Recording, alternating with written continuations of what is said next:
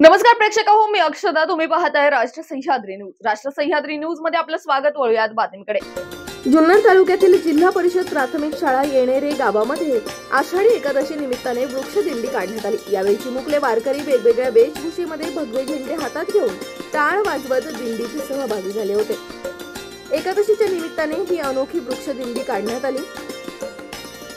दिंडी गावात गल्लोगल्ली माऊली तुकाराम आवाजाने हरिनामाचा गजर करत होती. अनेक चिमुकले विठ्ठल रुक्मिणीचे गावात स्वागत करण्यात आले. गावातील महिलांनी त्यांना आरतीचे ताट करून ओवाळले. दिंडी हनुमान मंदिर पटांगणात समोर आली. गावातील ग्रामस्थ आणि आजूबाजूच्या गावातील अनेक लोक मोठ्या संख्येने उपस्थित होते. दिंडीतील चिमुकल्यांबरोबरच मोठ्यांनी पण फुगडीचा आनंद घेतला.